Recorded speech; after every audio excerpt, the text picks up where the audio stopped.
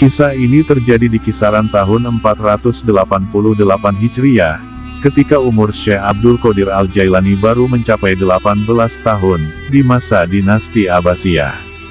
Saat itu, Syekh Abdul Qadir Al-Jailani dihadang oleh seorang nabi yang sangat misterius keberadaannya, yaitu Nabi Khidir alaihissalam.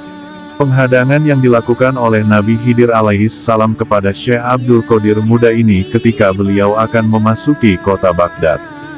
Dalam penghadangan tersebut, Nabi Khidir berkata kepadanya, "Aku tidak akan mengizinkan kamu memasuki kota Baghdad sampai 7 tahun yang akan datang." Oleh sebab inilah, Syekh Abdul Qadir tinggal di pinggiran sungai Tigris hingga 7 tahun lamanya. Beliau hanya makan dedaunan dari jenis daun yang boleh dimakan, sampai-sampai leher beliau sempat berubah warnanya menjadi hijau. Beliau menjalani hal ini hingga suatu malam beliau mendengar suara tanpa rupa yang tertuju kepadanya, yang mengatakan, "Wahai Abdul Qadir, masuklah kota Baghdad sekarang."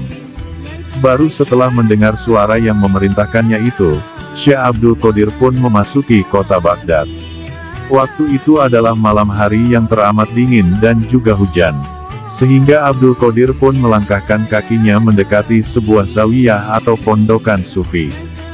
Zawiyah atau pondokan sufi ini diasuh oleh Syekh Hamad bin Muslim Ad-Dabas, namun ternyata beliau malah menyerukan kepada murid-muridnya, "Kuncilah pintu zawiyah, tapi aturlah cahaya lampu tetap mengarah ke arah luar zawiyah."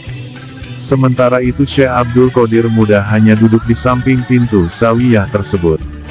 Sejenak waktu berlalu, kemudian Allah Subhanahu wa Ta'ala menurunkan rasa kantuk yang berat kepadanya hingga beliau merasa sangat ngantuk dan tertidur. Tidak berselang lama beliau terbangun, dan mendapati dirinya mengalami mimpi basah hadas besar, maka beliau lalu melaksanakan bersuci, mandi besar, hari hadasnya itu. Kemudian Allah Subhanahu wa Ta'ala menurunkan lagi rasa kantuk yang berat kepadanya, hingga ia pun tertidur lagi dan tidak lama terbangun ia pun mengalami mimpi basah lagi seperti sebelumnya. Kejadian ini terjadi dan terjadi terus berulang-ulang kali kepada beliau hingga 17 kali. Dan beliau pun melaksanakan bersuci, mandi besar hingga 17 kali di setiap kali mendapati mimpi basah hadas besar itu. Akhirnya saat pagi tiba, pintu zawiyah pun dibuka dan Syekh Abdul Qadir Al-Jailani melangkah masuk ke dalamnya. Kemudian Syekh Hamad Ad-Dabas, sang pengasuh zawiyah, pun melangkah maju menyambut beliau, memeluk beliau dengan pelukan yang lembut dan hangat.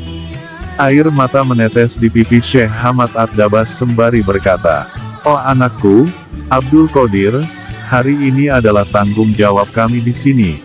Akan tetapi di masa yang akan datang adalah giliranmu untuk bertanggung jawab di zawiyah ini. Maka, nanti jika kamu telah memegangnya, bimbinglah si tua yang rambutnya sudah memutih."